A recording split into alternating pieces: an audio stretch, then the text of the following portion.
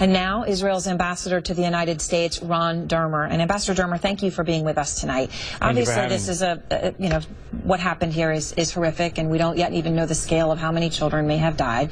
Initial reports indicate that at least 16 are dead, and the initial reports that this attack had come from Israeli tanks. As you know, the Israeli military has said it may have come from Hamas in a rocket which misfired. Do you know at this point? Do you have any more certainty?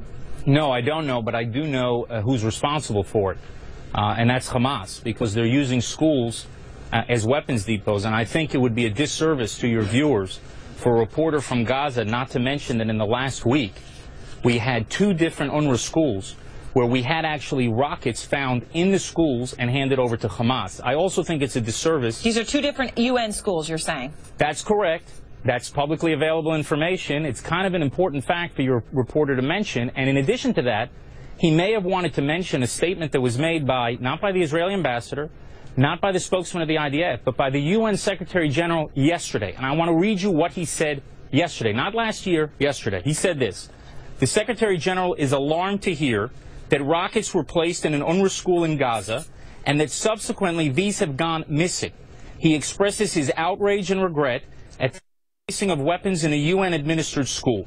By doing so, now listen, Aaron, exactly what he says. By doing so, those responsible are turning schools into potential military targets and endangering the lives of innocent children, UN employees working in such facilities, and anyone using the UN schools as shelter. This is yesterday.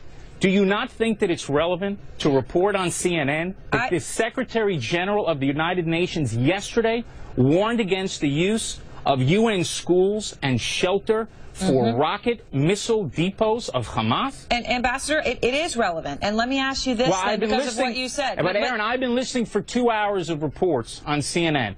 I have seen split screens, horrible pictures that any decent human being would be horrified by. I have not heard a single person say what I just said to you now. And I think that that does a disservice to your viewers to not give them the context they need to make these judgments. Hamas is placing missile batteries in schools, in hospitals, in mosques, and there must be outrage by the world at Hamas to end this. But Ambassador, there is also this, which is, and this is the latest information we have, which is that Israel, you did reach out to the UN 3 days ago. You told them to evacuate the school because of exactly what you just said. That's right. But here's my question, and the reason that we're showing these pictures, because these are dead children.